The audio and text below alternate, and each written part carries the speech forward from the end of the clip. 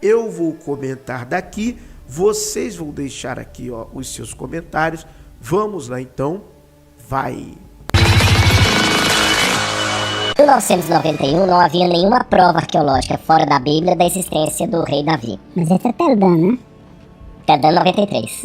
Exato. Aí, até 1991 não havia. Aí, um grande estudioso de línguas antigas, que é o da Universidade de Sorbonne, gente, nossa, fugiu o nome dele, daqui a pouquinho eu vou lembrar o nome dele, da Universidade de Sorbonne, um dos maiores hebraístas da Universidade de Sorbonne, André Lamer. O André Lamer, pegando essa parte que estava mais danificada, ele viu que ali tinha a expressão Beit David, Casa de Davi. Só que quando o André Lamer, apesar de todo o seu respeito, falou aquilo, na academia foi tão ridicularizado que ele quase perdeu a cadeira dele. Porque falar que encontrou o rei Davi ali é como se eu chegasse aqui agora e falasse o seguinte: eu encontrei uma prova arqueológica do rei Arthur. Você entendeu? Não tem sentido o negócio dele. Tu não vai rir da minha cara. Até os meus pares. Aí ele pegou e se recolheu, ficou envergonhado. Não, como é que fala uma bobagem dessa? Davi é um mito e tal, papapá. Ele calou e não tem nada de Davi ali. Aí quando foi em 92 para 93 foi a publicação, aí o Avram Viran encontrou, na verdade não foi ele, foi a Uda Gibbs, que era assistente dele lá do instituto lá, aí, do Skirball, né? Aí ela pegou e encontrou lá em Tel Dan uma outra pedra que trazia claramente o Beit David. Aí ficou comprovado que existe uma prova de Davi fora da Bíblia, que nessa estela de Tel Dan, que nós também temos uma cópia dela no museu. Legal, hein? Em tamanho natural e tudo. Aí o que acontece? Ficou isso por anos e anos. Quando foi agora em 2021, houve 2 artigos científicos, um contradizendo o outro. Que o pessoal da Universidade de Tel Aviv foram olhar lá e falar que ali estava o nome de Balaão. Bilam, né? Bilam. Só que quando o pessoal da Sorbonne fez uma nova técnica de ver a palavra, que ele pega a palavra agora, você coloca ela em vez de ser baixo relevo, em alto relevo. Aí agora qualquer um que sabe hebraico pode ler Beit David. Então hoje está comprovado na academia que na estela de Mecha também tem a expressão Beit David. Só uma interrupção, não está comprovado na academia, tá bom? Não está, de fato, né? Ah, você está discordando. Não, é porque isso é uma fala pessoal e particular. Qualquer um de nós, você aí, você pode pesquisar agora em inglês. Você pode pesquisar agora em inglês, ver se mudou alguma coisa na academia. Mudou em site de arqueologia bíblica, apologética. E tá prestando bastante atenção? Vai ouvindo aí, hein? Olha que eu tô quietinho, vai ouvindo aí. Que o André Lamer estava correto e que mesmo antes da estela de Tel Dan já estava ali, ele estava certo e só agora que ele foi vindicado. Mas é curioso, porque ele menciona tudo ali ligado ao Reino do Norte, né? Exatamente. Ele menciona a casa de Davi. Mas menciona a casa de Davi lá.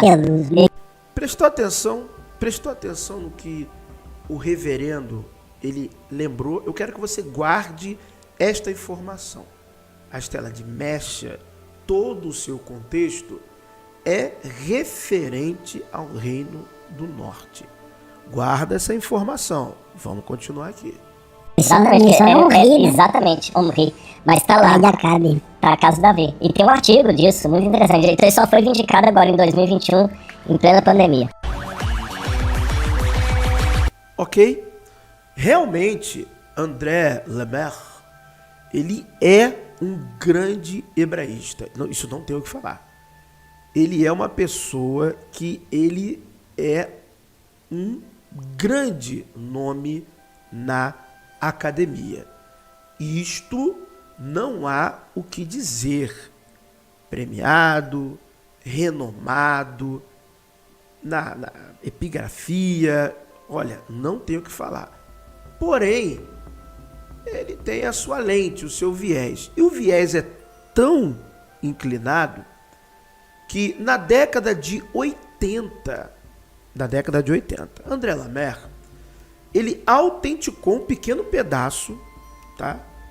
Vamos dizer assim, de uma cultura material, dizendo que seria ali uma romã de marfim, né? Assim, um esculpido, dizendo que seria um objeto, olha isso aqui que eu vou falar, do Templo de Salomão. Templo este que nós sabemos que não existiu, não da nossa cabeça, mas das próprias escolas de arqueologia, que começou com os confessionais. Que era, o Templo de Salomão era uma capelinha, a própria Bíblia mostra isso. Então todas aquelas construções de Salomão, incluindo o templo, hoje todos sabem que Salomão não construiu nada, porque as construções existem em grande parte, não todas, mas em grande parte as mais importantes, e quando foram datar estes sítios, os materiais, a cavalaria, os portões de casa-mata, nada daquilo era da época de Salomão. Então, o escriba bíblico pegou e atribuiu a Salomão. Quando levaram os materiais para o laboratório, quando usaram técnicas de datação refinadas, descobriram que eram construções de outros períodos, menos de Salomão. E nós não temos nada do Templo de Salomão. Hoje é muito difícil escavar lá. Mas antes disso, muita gente escavou lá e nada se encontrou. Beleza? Isso é na história da arqueologia. Então não é da nossa cabeça. É só pegar a literatura especializada. Você pode começar com Israel Filkenstein. Você pode ler até o Gabriel Barkay também. Então, o nosso André Lemaire, ele disse que era uma romã. E isso foi publicado numa revista chamada Revista Bíblica, em francês. Eu não sei falar francês. Revue Biblique. Deve ser isso em francês. No volume 88. Volume 88, página 236 a 239. Ele publicou esta informação ali, ó. Os seus pares devem ter validado e foi datando ali do século 8 até. Entretanto, em 2004, quando uma comissão de especialistas, olha só, o negócio foi na década de 80, em 2004, olha quantos anos se passaram. Presta atenção no que eu estou dizendo, isso é informação importante. Em 2004, lá em 2004, uma comissão de especialistas do Museu de Israel, exatamente do Museu de Israel, analisou o artefato com tecnologia, técnicas avançadas. E sabe o que eles descobriram? Que a inscrição, o artefato ali, você quer que eu fale para você? Era uma falsificação. Eu vou deixar você pensar um pouco aí.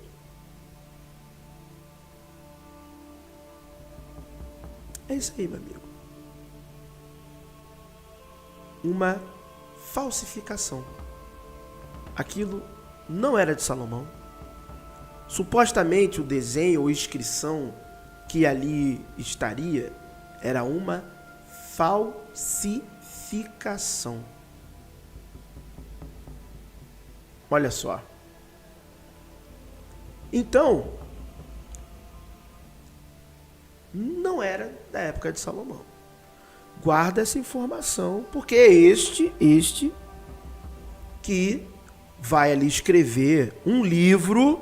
Ele vai escrever um livro, vai fazer uma publicação, escrever um livro, falando que na Estela de Mecha fala de Davi. Mas se nós formos à página do seu livro que fala sobre a tradução da pedra moabita, que até num site convencional, o próprio site da Sociedade de Arqueologia Bíblica, vamos ler a linha 31, aonde, de acordo com André Lemaire, está sendo citada a casa de Davi.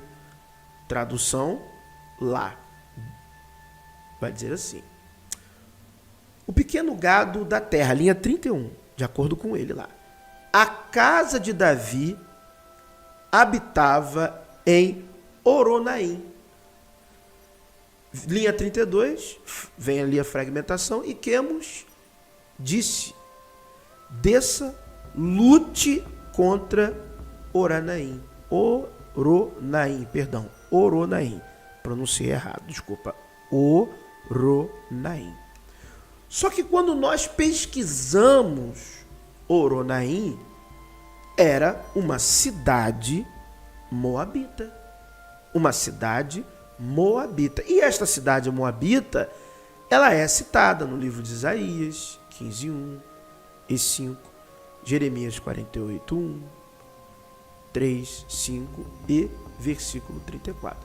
Nós não sabemos a localização geográfica exata, mas nós sabemos que era em território moabita.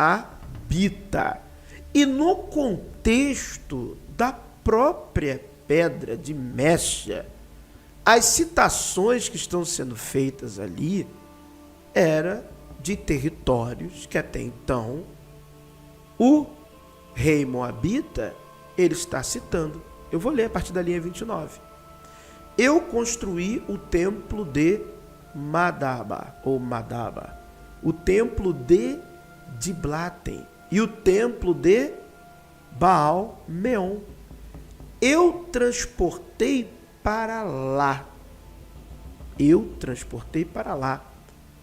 o pequeno gado da terra. Seria essa, tem um fragmento ali e depois seria isso. O mais interessante ainda é que, de acordo com um arqueólogo brasileiro doutorado na Alemanha, que também é teólogo, que é o professor, que também é um padre, José Ademar Kiefer, ou Kiefer, eu não sei pronunciar, sempre erro. Tomara que um dia eu consiga entrevistá-lo e vou saber o nome dele corretamente.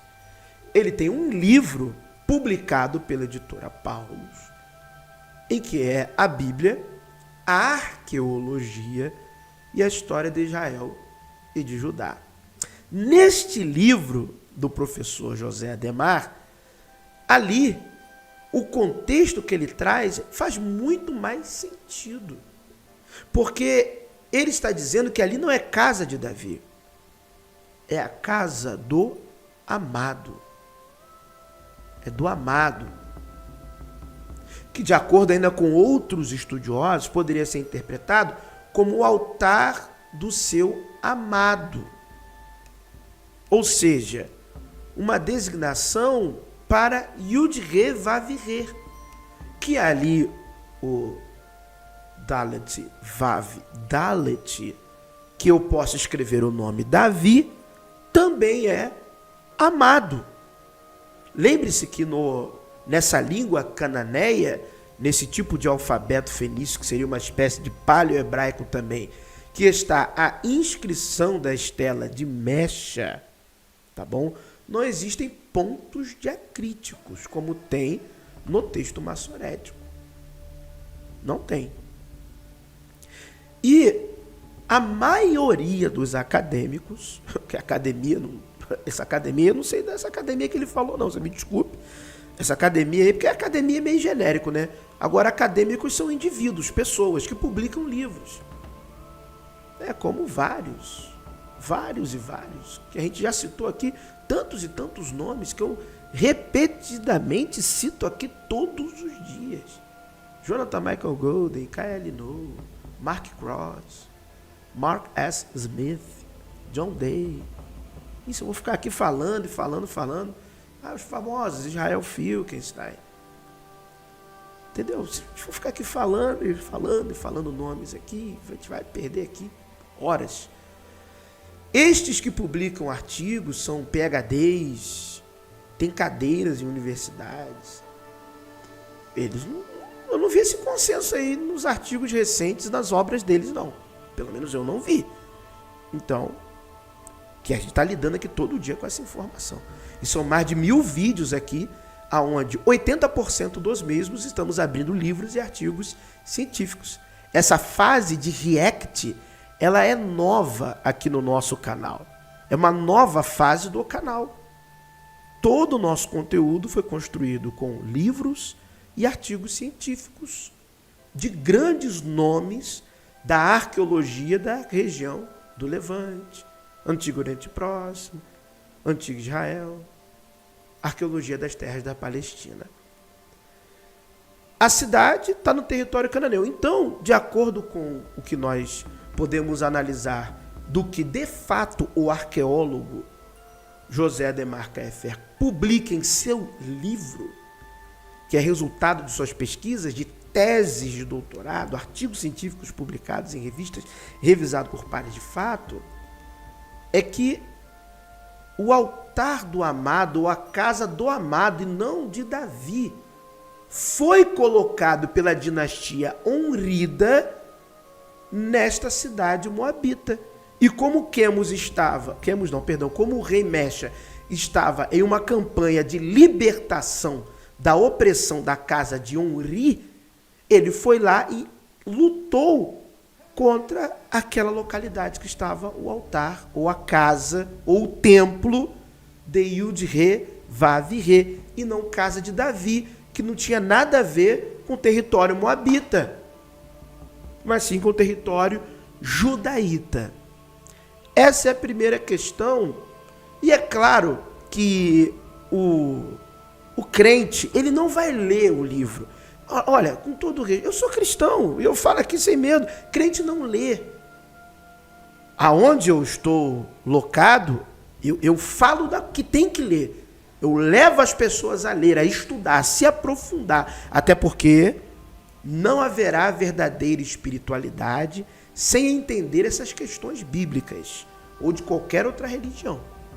É um véu que você tem que tirar o véu para ver o que está por trás do véu, por trás do símbolo. Então, sem esses estudos é impossível adentrar a uma verdadeira iniciação pela observação da simbólica. É um fato isso é um fato. Se você acredita em... Isso é um fato. Vamos continuar aqui. Estas estelas são do século IX. Vou repetir para você. Estas estelas, estela da pedra moabita, ou chame de estela de Mexa, e também a estela de Teldã, são estelas do século IX. Davi teria vivido no final, presta atenção, presta muita atenção, final ali, ó, Davi teria vivido, anota, é melhor você anotar, eu vou dar um tempo aí para você anotar. Estou esperando você anotar. Anotou? Isso. Davi teria vivido final do século, ou não, quer dizer, pegou para anotar? Pegou, né? Final do século XI, início do século X, caso ele tivesse existido. Mas aí você vai dizer, mas o próprio Israel Finkelstein, que publicou o livro A Bíblia Desenterrada com Neil Asher Silberman, ele fala que Davi existiu, sim, como um líder tribal, boiadeiro, dono de vaca e de boi, porque não existe nenhuma evidência de reino unificado, império de Davi, 1 milhão de soldados. Judá tinha muito mal, algumas 30 e poucas, 40 mil pessoas, contando com as partes altas. Nunca existiu 1 milhão de pessoas no passado de Judá, menos ainda de Israel. Contando todo o território. Não passa nem perto. Nem arranha perto de chegar lá. Um exército de 1 milhão de soldados. Quase 1/3 dos habitantes do Império Egípcio. Que é evidenciado, atestado. Do qual o território palestino, ou do antigo Israel, fazia parte. Exatamente. Ou seja, eu não estou aqui falando contra a Bíblia, não. Eu não estou aqui negando que a Bíblia é a palavra de Deus. Você já é homem, você já é uma mulher madura, já é um homem maduro, para de criancice. Tira essa fralda da religião. Tira essa fralda. Tira essa fralda. É uma pessoa já madura. Nós estamos aqui falando de fatos, de coisas que são reais. A pedra é do século IX. Mais de 100 anos depois de quando Davi viveu. Não é evidência da existência de nada. é evidência. Vamos pegar a Castela de Teldã. A Castela de Mestra não fala de Davi. Nós lemos a Estela aqui, lemos as linhas. Não dá para você encaixar que a casa de Davi morava no território moabita. A capital do reino de Judá era a terra de Moabe. Cresce, para de ser menino, cresce, para com isso, tá bom? É uma forçação de barra. Aí vai criar um monte de argumento, não, porque poderia ser a família de Davi, porque Davi era descendente de Moabita. Por causa da história de Ruth e Noemi. Cara, quantos anos atrás, se essa história aconteceu, quantos anos atrás aquilo aconteceu? E aí Davi fez o quê? Fez um principado em Moabe, baseado na família dele? Para com essa palhaçada, ó, para. É feio ficar fazendo essas elucubrações, estes delírios religiosos. Pé no chão, vem. Respira, para de dar piti religioso, beleza? Ok, então vamos continuar. Vamos dizer que, sim, o que está sendo ali dito? Alguém que se diz descendente de um guerreiro lendário, e isso era normal na antiguidade. Diversos reis afirmaram ser filhos de Zeus. Alexandre o Grande tinha a sua própria mitologia, se dizendo filho de Zeus. Vários reis se diziam filhos de grandes guerreiros. Descendente de Gilgamesh. Até Saddam Hussein se dizia descendente de Nabucodonosor. Saddam Hussein. Até hoje, vivo, tem gente dizendo que descende de Salomão. E a gente respeita, tá tudo certo. É a lenda que cada um quer acreditar. Desde a antiguidade tem isso. Desde a antiguidade. Até nos povos ários-semitas, sempre tinha um rei, sempre tinha alguém dizendo que era filho de um rei lendário, de um deus. Isso era normal. E aquilo ali às vezes pegava, botavam para frente, porque era o emblema, o nome virava o emblema, e aquilo era de fulano, filho de Zeus. Mas não quer dizer que Zeus existiu, apesar de ter dizendo isso. Filho de não sei quem, filho do guerreiro tal, isso aí está na antiguidade, meu amigo. Entendeu? Então, voltando a dizer, isto aqui não é uma refutação. Eu não estou, balancei aqui o microfone, eu não estou refutando ninguém. Eu só estou lhe dando informações de que às vezes as pessoas forçam a barra. Como o grande nome do hebraico, né, o grande acadêmico francês, que força a barra a ponto de publicar artigo e o negócio é fraudulento. Acontece. De repente ele foi enganado, se equivocou. Pode acontecer, um equívoco, um erro. Mas o que motivou esse erro na década de 80?